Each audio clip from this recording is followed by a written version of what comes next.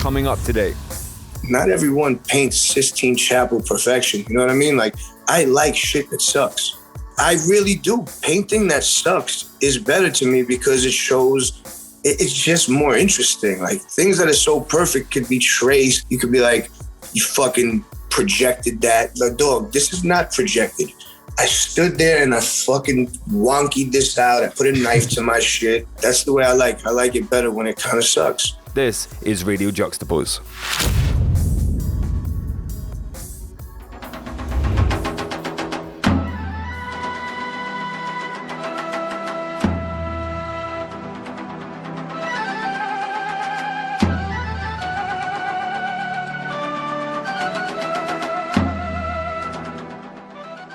Hip-hop thrives off of larger-than-life characters. And in the last 10 years, there's been no character larger than today's guest on Radio Juxtapoz, Action Bronson. Oh my god. This motherfucking sour's too good. I don't even be fucking with that other shit. That shit hurts my throat, man. I need that shit that tastes like fucking soap, joy, Ajax.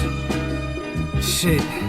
Hey yo, this is what I be doing on that. Yo, Orlando Magic warm-up suits and black shacks. 95 younger Bronson on the fast track to blast scat. Now I'm looking past that. I want the cash stack higher than the Nasdaq. Ariyan Arslan, as he's known to few, grew up in Flushing, Queens, the product of an American Jewish mother and an Albanian Muslim father.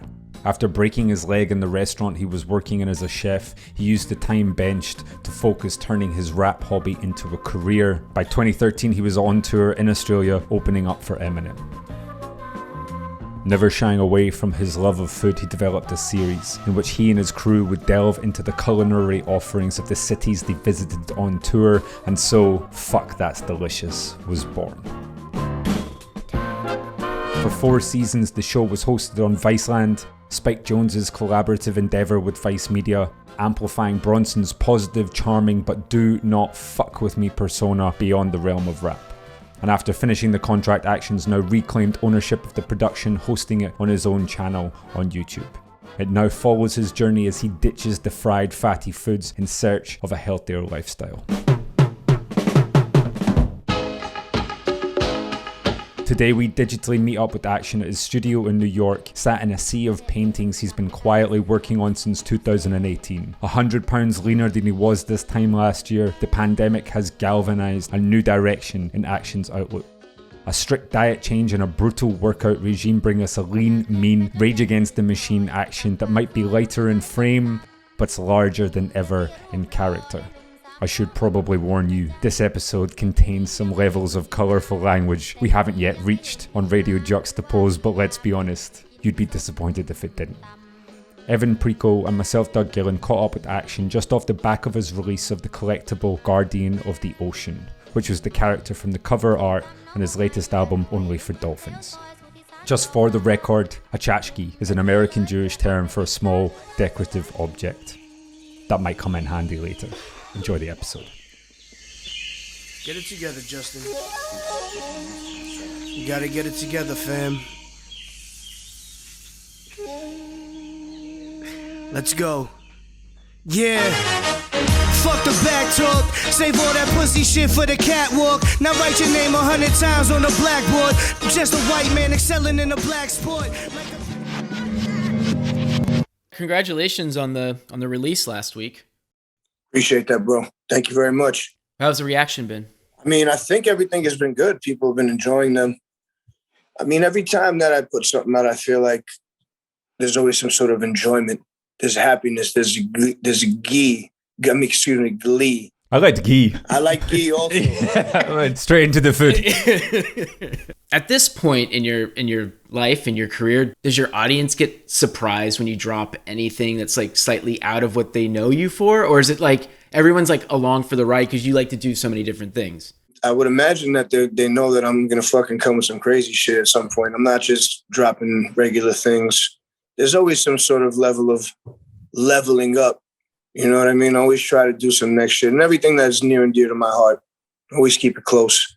So whatever feels good at the moment. And this is, you know, I've always wanted to do, I don't know, just tchotchkes.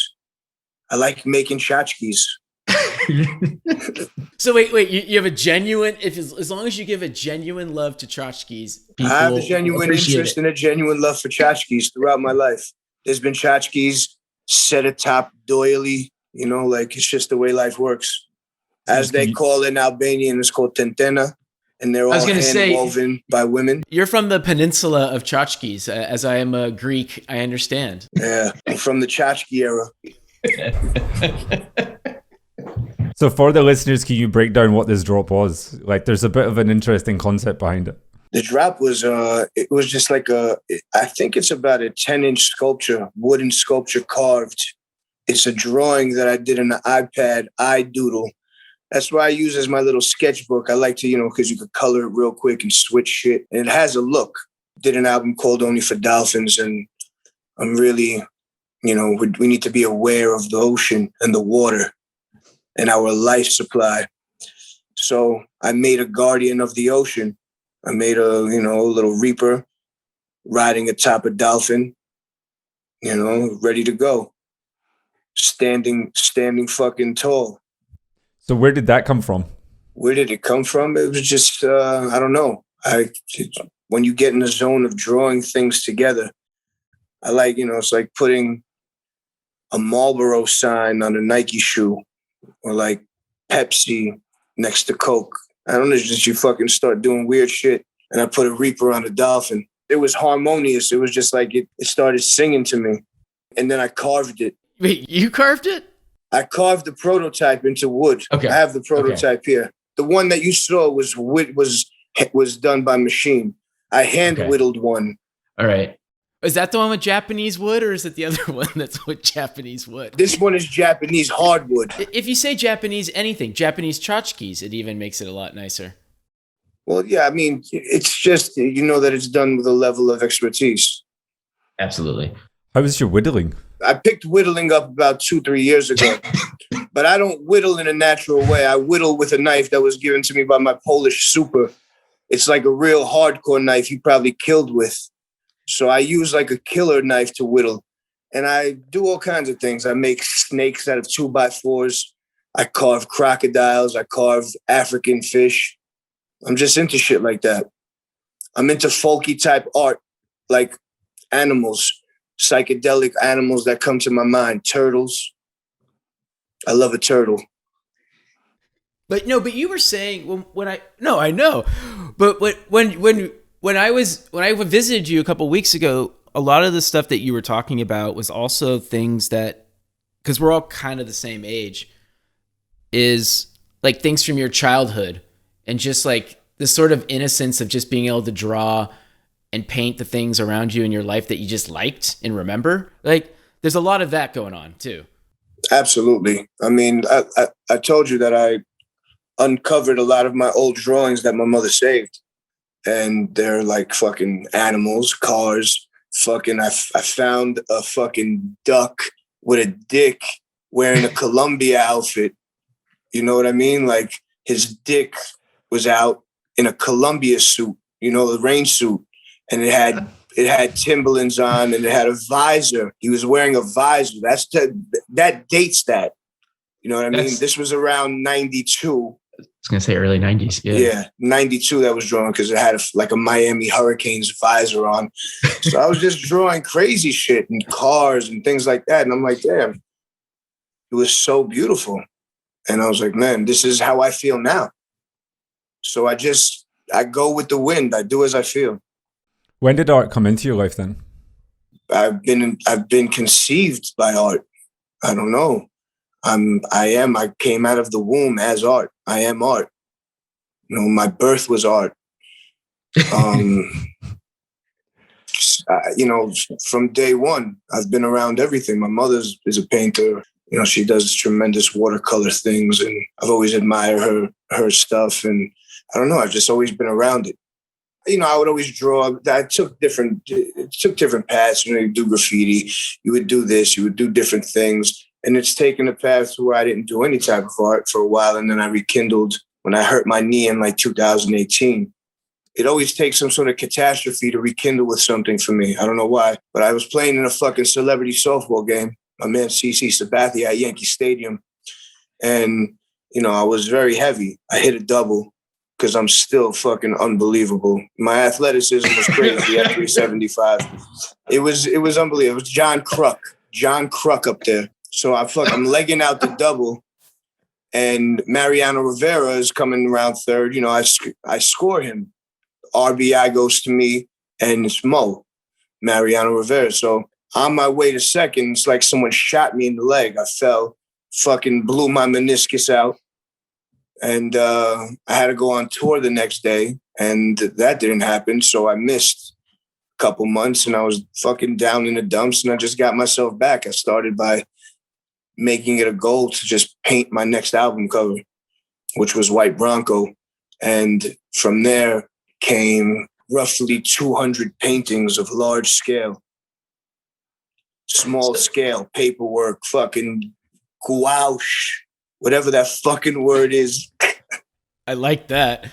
Gouache, whatever, doesn't matter. It's Juxtapoz. We have a little bit of a leeway here. I think this is interesting because I forgot about this. You grew up in New York. You're known for certain things. You're known for food. You're known for music. But you also grew up in a time when art and graffiti was pretty prominent in New York. So did you dabbled? I mean, I wouldn't say I dabbled. I went in. Like, I did a lot of stuff. I would, you know, I would do lots of graffiti from, I was just looking at this book that I have, you know, like old flicks, and it's funny, you know, from like 99 and, you know, till around 2007, 2000, I would just go out by myself, do shit, go out with other kids. I was affiliated with the Smart Crew of Queens. My friend Jamie Mayhem was the starter of that when we were 13 years old. So just doing shit like that. What were you writing at this point? I was writing skunt. Skunt, yeah. Nice. Wait, But spell that. The H was silent. Skunt. Just C-U-N-T with an H in front of it. Okay. Got it. Where did that come from? Just how can I write cunt on a wall? Yeah, just fucking around. Yeah. High school cunt. It's funny hearing Americans say cunt. Well, yeah, I've been around the world, bro. Yeah. I've been called cunt by many people. In good terms and bad terms. I'm a good cunt and I'm a bad cunt. Beautiful. And then around 2005, you know, I was already Action, but then I just started writing Action. And then from that, it's been there. Just fucking writing all over the place. You still got some tags around the city? Man, I definitely have some feelings for sure. The last one that I remember fucking got gone over. I just caught a couple brand new tags, you know, while the pandemic was going on, of course, gone over. I have to fucking stand on the garbage. I have to go high. It's either go high or go home because everyone's just fucking, it's a free-for-all. Yeah, has New York... It was always about going high or go home because fucking high spots you can't reach. I noticed that walking around New York that it seems like there has been a lot of action since the pandemic started. Like people were out painting a lot. Been out painting a lot. There's some good stuff, but a lot of the stuff is just fucking nasty. It's treachery. Can you explain that a little bit more? I mean, just toy shit. You know, there's like a lot of garbage out there. It's just, you know, it seems like there's no attention to detail anymore with the styles and shit like that. I don't know. New York graffiti is different. You're used to seeing some fire, you know, like people that cared about what they were putting on the wall, something beautiful. And I'm not talking about fucking burners and pieces, but I'm talking about straight up bombing. Like some of my favorite writers, like fucking Kez 5, Scuff, J.A. I love Spots fucking filling, like just so much fire. A lot of Brooklyn dudes. Rape, one of the fucking best from Brooklyn. I love Hectic from Queens. Hectic was one of my favorite throwaways back in the day. Little HC bombs. So this would have been your sort of like early introduction into graffiti would have been the early 90s, round about there? Yeah. I mean, I learned graffiti from, you know, older heads, like all the OGs, like my man Slash FTR, who was like a teacher of graffiti. You must have been aware of the kind of the impact and the standing that the city had in terms of graffiti's history. I mean, listen, bro, I come from a fucking golden era of a lot of things. Yeah. You know, used to ride the train just to look at graffiti. Now you don't want to look at graffiti while you're riding the train. It doesn't make sense. There's some things that are still around, you know? But for the most part, it's ugly. Like Noxer, I love Noxer's films. Oh my God, Noxer's a great writer. Are you nostalgic? Obviously. I'm obviously nostalgic. I don't live in the old days though. I love thinking about it though. I had fucking great times growing up. People say that reminiscing is a low form of conversation. I don't think so.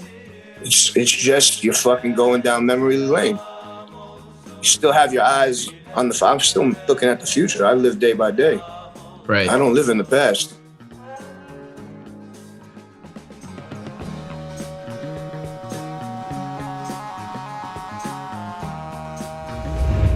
This element of nostalgia is a running thread throughout Action's music, and you can see this really prominently in his videos. Easy Rider is an acid-fueled psychedelic homage to the Dennis Hopper classic, set against the backdrop of the 1973 Turkish folk rock song Adamiz Miskindir Bizim by the band Masar ve Fuat.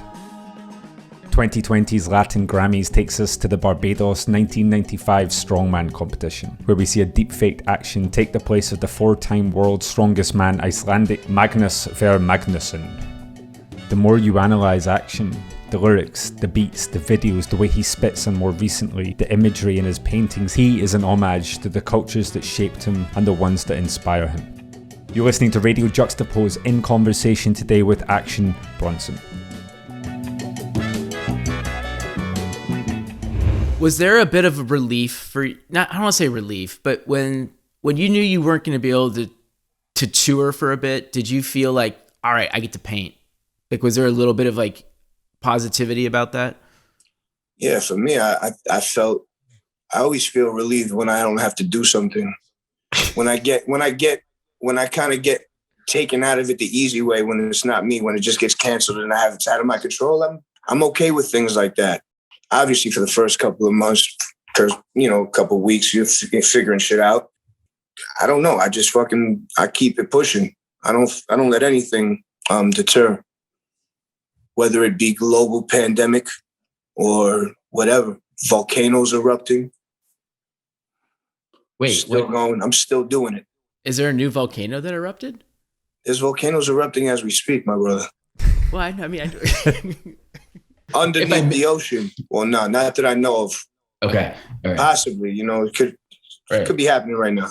I'd like to talk about that nostalgia, because I think it is such a huge part of Action Bronson and your identity. Is it always coming from a place of a nostalgia for an experience that you've lived and something connected to your experience, or is it a nostalgia for something that's disconnected to your experience? I don't really know what that means. I feel like people get nostalgic for the 60s, and they might not have ever lived through the 60s, but it'll come up a lot.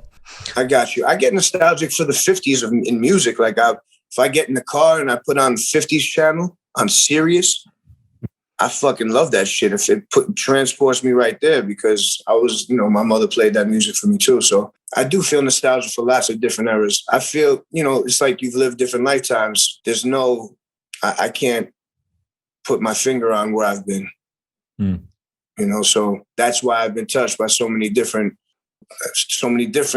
lifetimes. I think right now is the accumulation of all of that in this physical being, the accumulation of lifetimes spent in this universe. Not to get all like a therapist on you, but do you, when you're painting these new, like kind of reimagining these older things in your paintings, are you getting new experiences with your childhood that you kind of forgot about? Probably, but it's not, you don't look at the thing with the childhood immediately and it's just like, then you go do it. It's right. It's tucked, Yeah. That's the roots, it's not something it's intangible. I was trying to, it's in the fabrica. Is it different than writing lyrics or writing a song? Of course. It's different than making a fucking beautiful dish also. But it's all connected in some way. Sensory, touch, feel. Yeah. I approach everything in that manner. What do you get from painting then that you don't get from cooking or making music?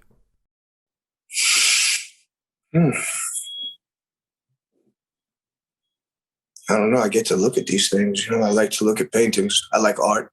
I get to keep them, hang them. It's just a different form of tchotchke. All coming back. It's all coming back. It's a handmade tchotchke. It's really all it is. It's a fucking ornament. It's a decoration. It's, you know, people put them in their houses or they put them somewhere so you can look at it. If you like it, you look at it. Do you get a different experience though when you're in that process? Yeah, of course. I'm putting myself in the situation. That's when these things come alive. You know, whether I'm drawing or painting animals in certain positions or in different, you know, with ferocity or non-ferocity, you know, all these things make a difference. Whether there's a smile or there's a growl, whether there's a USS whether there's a Soviet missile launcher on top of a pink Cadillac or not, you know? Should I put the satellite on the front or the back of the Ving Rhames vehicle? You know, the Mission Impossible Ving Rhames van? When he was in the back with the computer. See, that's what I was thinking of when I did the one I'm pointing at. I assume that one of the differences, like when you do a song and people love... It's all about amusement as well. Right. Painting for me is amusing myself, and music, all this thing is for my self-amusement, enjoyment. I get a kick out of it. But people, when they hear a song by you and they love it, it becomes theirs in a sense, but the paintings are yours because they're staying, like you're living with them a little bit differently. It's like so much more individualized. Well, yeah, these things, they're like songs, I feel like, I don't know, I can't hold it. It's easier to let go into the world. These, someone has to connect to it to want to obtain it. I would love to show these all over. I'd give them to show, but if not, I'd rather just have them here and, you know, just enjoy them. I don't really surround myself with my own shit. Like, I don't listen to my own music. I don't, you know what I mean? Like, it's not just, I'm not self-absorbed. I don't hang things of myself, but my paintings are different. They're different. They're each different experiences. And it's hard to explain. No, but I think that's getting into kind of this idea. Well, I have album covers of things, so they're kind of like memorabilia. Right. It's kind of like chronicling my fucking life. But the music is out there. These are just singular pieces. You know what I mean? They're singular. There's just one of them. I don't paint doubles of things. There's not like 10 variations of this same thing. It's just, that's what you get. There's fucking 10 paintings underneath because that's how I had to get to where I got. So you're getting 10 paintings in one, but you see one. And there's no duplicate of these. Like, someone else isn't going to have a variation of it or colorway. You know what I mean? So it's very particular. And they're all very particular images. So it's different. Like I said, the music is replayable all the time. These images, these are very singular things to own or to have. You can see a picture of it, but it's different than like having it right there in front of you while you smoke or while you fucking have sex or while you teach yoga. That's a range. Yeah. I'm in the order. That's why I'm baklava, because I'm fucking 100 layers. I wonder if there's a vulnerability that comes with painting that you don't get in music. Like when you're making music, there's a persona and you can direct it. And I wonder if there's something that is a little bit more really just you and the art. Yeah, because I mean, at the end of the day, music is not really, it's a persona, but at the end of the day, when you start doing it so much, it just becomes you. You are that, you have this, your balls drop, I'm fully locked. I've been fully locked in since I've been around. My fucking balls hang very low in the music. And I feel like you have to take that same approach with the art. Like, not everyone paints Sistine Chapel perfection. You know what I mean? Like, I like shit that sucks. I really do. Painting that sucks is better to me because it shows it's just more interesting. Like, things that are so perfect could be traced. You could be like, you fucking projected that. Like, dog, this is not projected. I stood there and I fucking wonkied this out. I put a knife to my shit. Things just, that's the way I like. I like it better when it kind of sucks. It's teetering on the edge of being brilliant and kind of being trash. But it's like that. That's the brilliance. It can't be mediocre and it can't be so good that it's it has to be, you know what I'm saying, bro. You're a fucking art. You guys, you know what I mean. Yeah, 100%. When it's too clean, it's like, yeah, that's too clean. When it's fucking mediocre, this shit just sucks no matter what. When it's just blah, it's nothing. But when you see something, oh, this shit's interesting. It could suck, but it's, oh, this shit's crazy. Look at that. Oh, yeah. You start finding things you like about it. Well, it's like that difference between like a practice technique that you've mastered and then just being a little bit more like in the moment. Yeah. Well, I feel like I'm very in the moment, especially with my music too. Like I don't do 2 takes of things rarely. If I like 1 take and it's fucked up a little bit and I keep going, that's how I kind of approach everything. You know, like nothing is meant, when it feels done and it looks done to you, it's done. Did you think at any point, and I know like it's not like you're doing exhibitions around the world yet, but not even just to fucking like clear my studio, bro. I need to fucking put more fitness equipment in. You've got a lot of fucking paintings in there. And fitness equipment, and I need more. And I need more space so I can paint and get my fitness on. Does it have to be Action Bronson? Would you change the name, or is it going to be Action Bronson? Nah, I don't sign the paintings.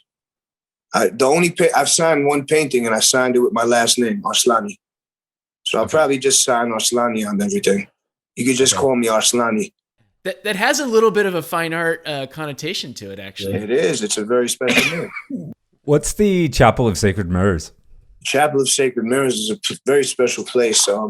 Alex Gray and Allison Gray, they have their own psychedelic church. And how did this impact you?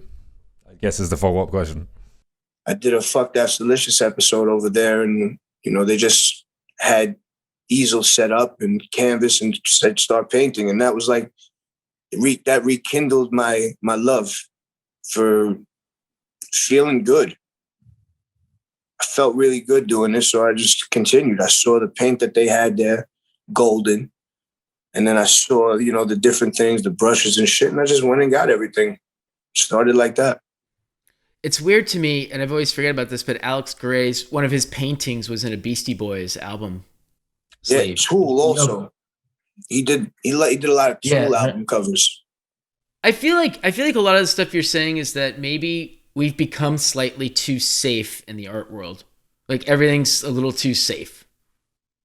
Beauty about me is I don't fucking know about any of that shit. That's why I don't give a shit. I just come and do what I do. Like I see certain things that I like, but I don't know. I only see it on Instagram. And I love fucking Philip Guston, like that's one of my favorite artists, and I don't really know much else. I like fucking Francis Bacon.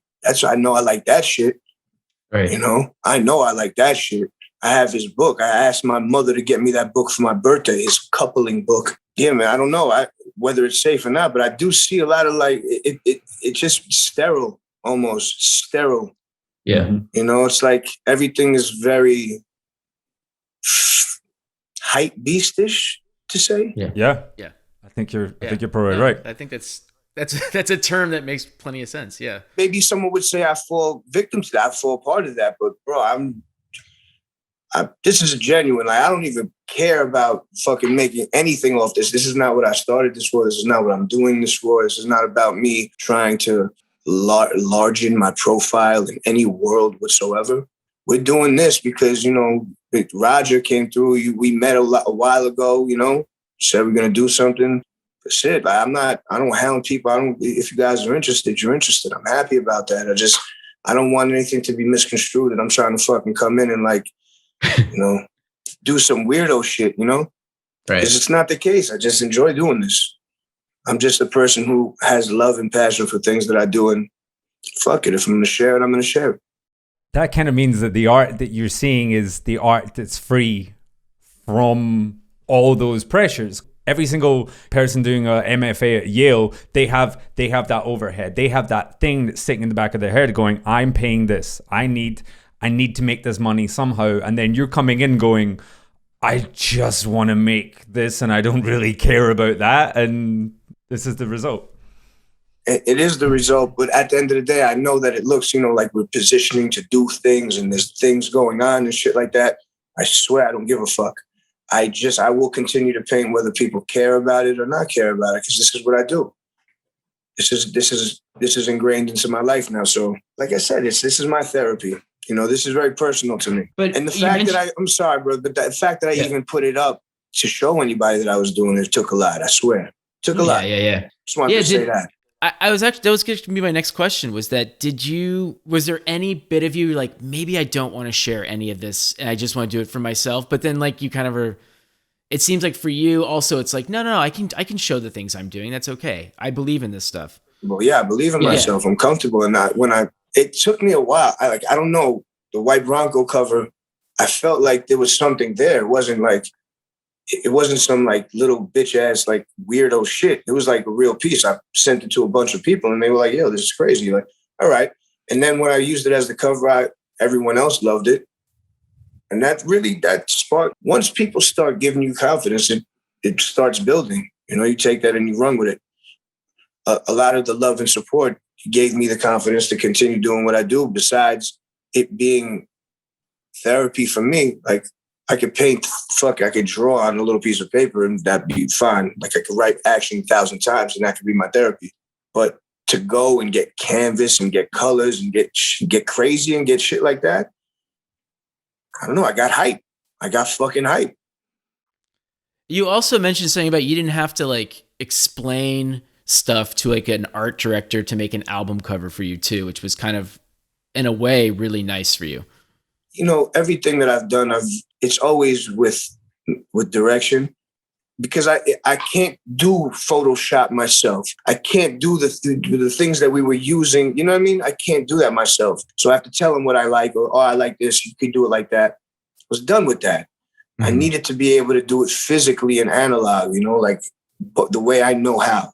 Mm-hmm. Take everything into my own hands like I've done with my career, and the result has been this, and I couldn't have been happier. Couldn't have made a better decision.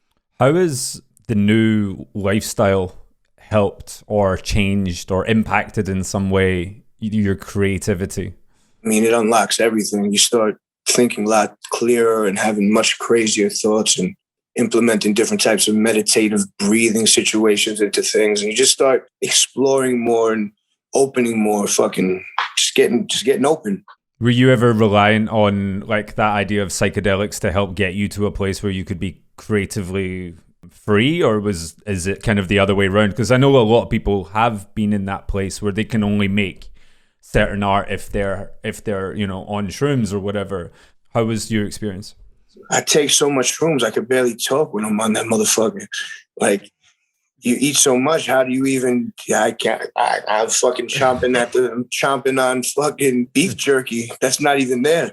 You know what I mean? I don't know what you guys are doing. Like, you're not taking enough.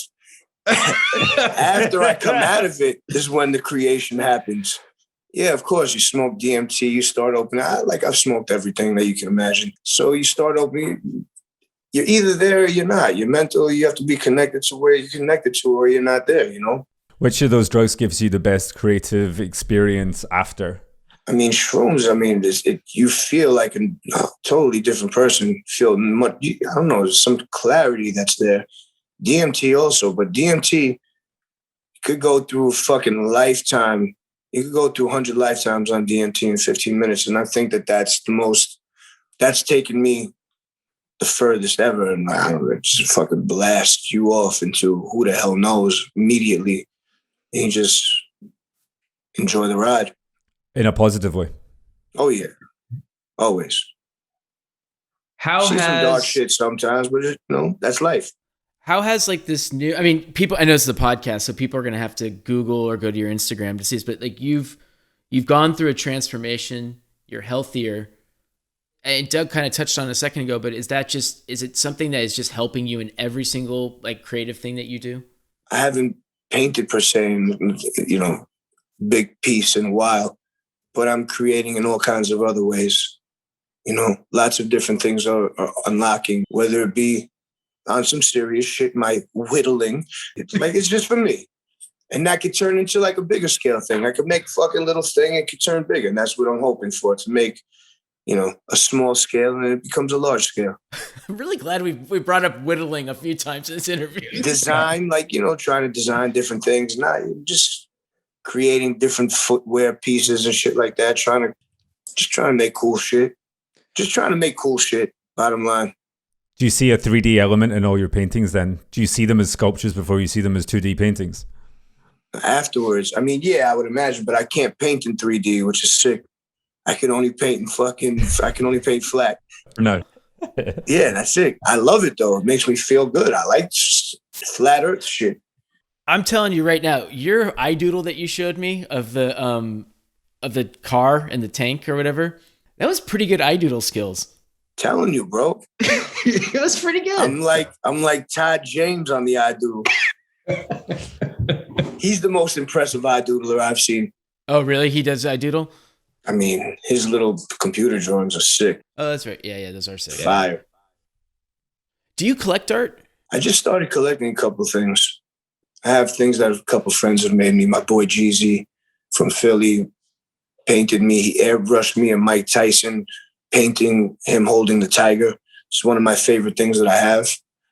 This tattoo artist, Ryan Schaefer, sent me a couple of things. I just like collecting random little things that I like.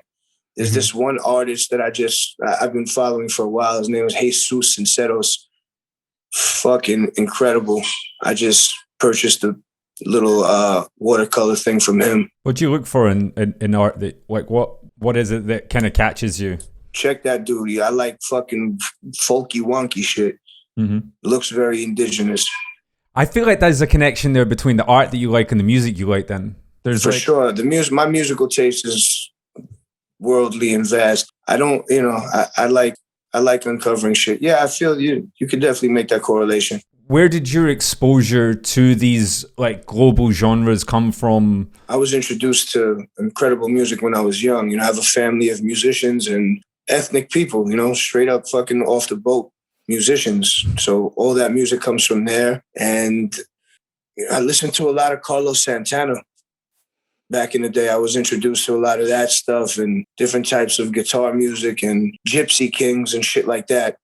I've just been blessed through my musical career to be around people like Alchemist and Budgie and, just amazing, amazing dudes that have helped me explore and dig and figure out what to listen to and through sampling and through making music, And it's also like Queens being one of the most diverse places on earth too. Like that's the roots. That's where I'm from. So that's already ingrained. But direct impact was definitely having, amazing producers around me and being on tour with Alchemist, we started doing shows together. We've been doing shows together now for 7 years. And every time we go on tour, he'd always be at the record store. So I just go with him. I like listening to music myself. I like listening to my own stuff. I like finding records for myself. I don't like just, like I said, relying on anyone else. Have you ever found a genre that you wanted to sample or reference, but you couldn't make it work? I make it all work. Yeah. I can rap on anything. I've literally rapped on everything and anything. Turkish, Thai, fucking you name the goddamn country, I've done it. Scotland. The only one I've got. Of course I'm going to say. Now I'm thinking. I had to. Now I'm like, okay. Norwegian goth. Hang on, let me go get my map.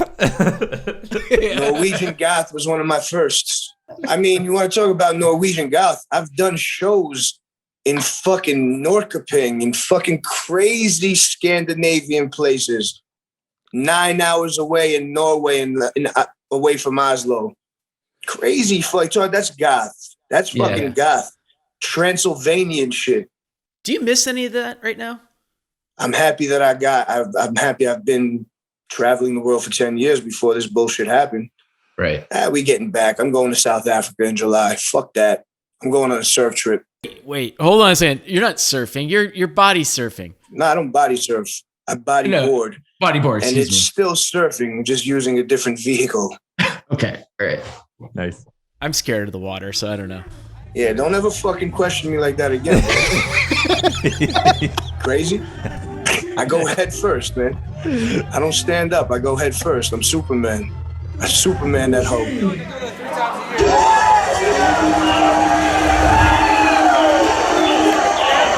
Everybody's hands up. And when that shit drop,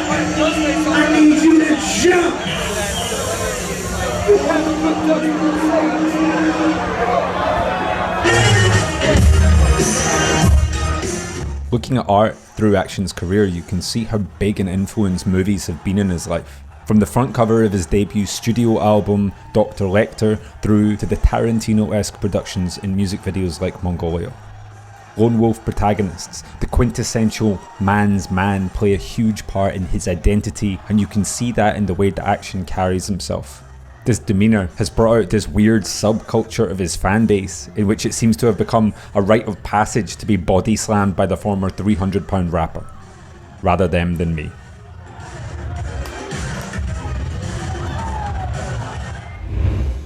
Do you think when things kick back off and the you are back on tour and you are back in that lifestyle, do you think it's going to be easy to maintain this current lifestyle that you've adopted? 100%. This is it. There's no going back. There's no going back. There's no. That's it. There's no thought of that bullshit. There's just no going back. I'm regimented forever now. Trust me. I'm someone that can be trusted. So you're going to basically go on tour and then you're going to carry a little pipe with you and go to galleries and start judging paintings? It's not going to be a little pipe. It's going to be a fucking massive pipe because the hash that I smoke is too big to fit in a little pipe. And then, I definitely stop by some galleries and shit like that. Why not? My girl loves to look at art also. We like to go to museums and shit. No, I mean, that's one of the things that'll be nice about touring. I like interactive museums. For example? Like I've been to a ridiculous museum in Stockholm. I think it was, I think one person owned it. I think it was a private collection. It had like early Warhols and shit like that. And Marina Ibrahimov, is that her name? Marina And Jeff Koons and some other fucking guy. They did some shit on the Vive, the VIVE, that virtual reality. Okay. So they did like a sick virtual reality exhibition. And I like things like that. I like going and experiencing not just looking at some shit, like a full exhibit and like being able to touch and do and fuck around. There's something in that because like for me, my experience of art was always so disconnected. I didn't like galleries at all. I didn't feel comfortable. Not galleries. We used to go to the Science Museum in Queens, the fucking Corona Queens. Fucking, it was like the best feeling ever. Yeah. You get to eat space ice cream. They had the panorama of the city. They had all kinds of ill shit, things you could touch and fuck with. And that's how you get people. That's how you make art interesting for people. You aren't going to do That's all I want to do. Like, that thing that we were talking, I want to make these cars to be able to get in so you could fucking Barney Rubble it or fucking Fred Flintstone it so you could get up and run with it. That's like almost exactly back to the kind of the strongman. I got that strongman Latin Grammy. I was just thinking that also. I just pictured them. I just pictured the strong end. Yeah, I swear we just connected right there. You see? Yeah. Through telepathically through this machine that we're talking through, we connected with strongman. Well, we're talking about the strongman. What is it that draws you to the strongman character? I mean, bro, larger than life. It's like the strongest person in the world has always been something that's crazy to me. I always wanted to lift the heaviest shit and be thought of as this mountainous of man. And then you see these dudes and it's unbelievable. It's like, once again, it's one of my favorite sports. It's like one of those like ESPN 12 sports. They don't put that shit on ESPN 1, 2, 3. It's on ESPN 12, So I just feel like it should be something that's more heralded. I also, bodybuilding is growing up. That shit was fucking ill to me too, but I didn't want to do that. I just liked it. I don't know why. When we were kids, we had like Hulk Hogan and Andre the Giant and the Ultimate Warrior and like larger than life. It's just being larger than life, just being this spectacle.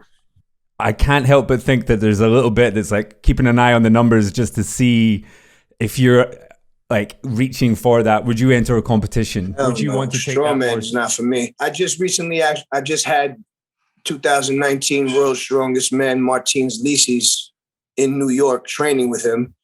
And, right now he's all season. He's around 308 pounds. I'm 248. And man, I put him through my workout and then we did his workout. I demolished him in my workout. Like he went down. He had to lay down for like an hour and a half afterwards. I was still going.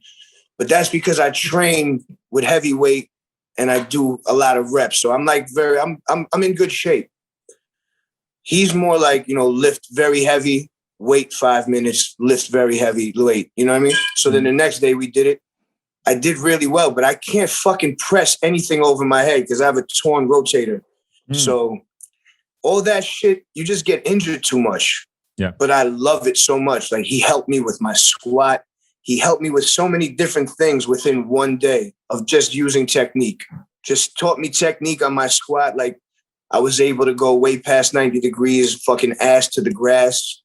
It's unbelievable. Have you got a game, sort of like an end goal for this routine? This is all about being in shape for the ocean. It's all about being in shape to be a better bodyboarder and to be a better surfer and be a better, just graceful.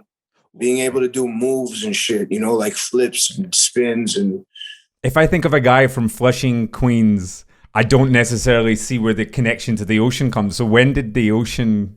Bro, the ocean is fucking 40 minutes away from Flushing, Queens. We live on an island. Queens is on Long Island. If you didn't realize that. New York is on this little thing. It's an island. The rest of the state is some weirdo meth shit. But then just this little area, this island where there's the 5 boroughs and then Long Island. It's like, even Long Island's a little methy, but I was going to say, Long Island's got a little meth too. It's very methy, but there's beaches out there. So, that's where you go to the beach. And I used to go to the beach every day with my mom.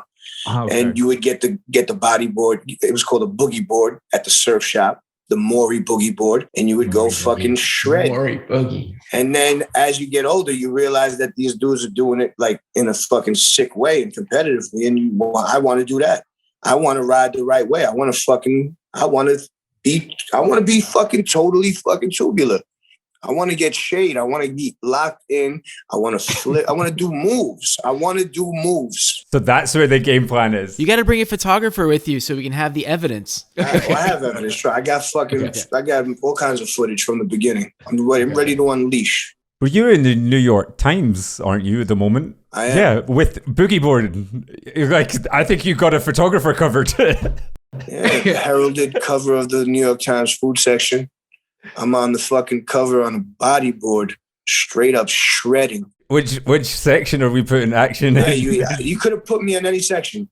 You could have put me on the cover of each section, especially home decor. Interiors. Wait, I wanted to ask you this at the beginning. I know you hurt yourself, but if you're going to hit a double and you're going to score Mariano Rivera, kind of worth it in a way. That's what I'm saying. That's why this is all justified. This is all justified. I lost a shitload of money, but that memory right there is justified. It's so good. I was worth it. It was worth it. Every. When I was there a couple of weeks ago, you had all the paintings on the wall, but you wanted to take them down and you were ready to start again. Are you getting close to the point where you're ready to start a whole new batch? I am, but this is why I want to fucking put it in a place where people could see this shit already. So get it out of here. We'll put it up somewhere else. We're helping. We're going to help. That's what I'm talking about. That's what I like. One of the standout episodes for me of Fuck That's Delicious was the one where you went to Kosovo. It felt special, and I wonder, having a relationship throughout the course of your life with this place, how that changed over the years as you saw a country that you kind of felt a connection to go through such huge changes itself. Well, we went through those changes with them because my whole family was in my house in Queens because they had to flee for a little bit, There was, my family were helping refugees come into America and helping putting them places and shit like that. And we had so many family members at the house during that time. And I remember watching my grandfather. He'd just be sitting there watching CNN, locked in all day long, CNN, So that was like a very tense moment there. And, a lot of my family stayed throughout the whole time too. They held it down. So just going back there, you see everything that they've gone through, and it's a new nation. It's hard to even fathom what went on. You know what I mean? Mm-hmm. Ethnic cleansing and shit. Like, it's just fucking hard to even imagine that type of shit happening. But it did. And they rose, and fucking Bill Clinton, they got the statue of him, and it looks like Steve Martin. Straight up, it's a bad sculpture of Bill Clinton that looks like fucking Steve Martin, right in the middle, right in the hole. It's tremendous. Yeah. But man, listen, you know, all my family is from there. The rest of my family is in Skopje, which is only an hour away in Macedonia. So, you know, my grandparents lived through the breakup of Yugoslavia, fucking communism, the war, many different things that have gone on. Who the hell knows what they lived through? You know what I mean? Mm-hmm. So, you know, just grateful that somebody made it here and I was able to fucking be born in America. Be born in Queens, for fuck's sake. Thank you, Lord. Dodged the bullet with that one. Kosovo seems to have brought out a couple of people, though. You got Dua Lipa, you got Rita Ora, like... Dua's my sister. I love Dua. Yeah. So there's definitely something in that generation. Yeah, no, it's great. Oh, that's right. Rita Ora, There's like the biggest stars in the world. Amazing football players, amazing people. And just at that moment, Action was summoned away from us. He continued his day, ironically, filming a commercial for a burger company. Massive shout out to Roger Gatzman for helping put this whole thing together, and I can't thank Action enough for being as generous as he was with his time. I feel like we could have sat down for another 5 hours and still wouldn't have run out of things to talk about. I think that's what makes Action's appeal so strong. It's that self-determination and that independence that we've seen so often through those that rise to the top of their game. If there's one thing I hope that we can all take away from this episode, is that no matter how big that challenge or insurmountable those odds, you can achieve absolutely anything when you put in the work and you believe in yourself the whole way. We'll be back with you real soon. Till then, take care of yourselves and each other. Peace. I'm confused. How does a Shake Shack commercial fit into your new diet? It doesn't. It's because I get stoned. It's a 420 thing. You see, I told you, my avenues are vast, my brother. Baklava. No, but look, I told him, I'm only taking a fucking bite. And I'm going to let him know, listen, this is only a bite. I'm high, but this is only a bite. Hey, man, thank you so much. No, thank you, guys. I appreciate it. Praise the Lord, I was born to drive boat. Feeling like Slash in front of the chapel. I'm lean back with the Les Paul. Shit I smoke is like cholesterol. Spilled dressing on the vest at the festival, the best of all. Had a midget Puerto Rican at my beck and call. Best believe that there was neck involved. Fuck around and almost wrecked the sub.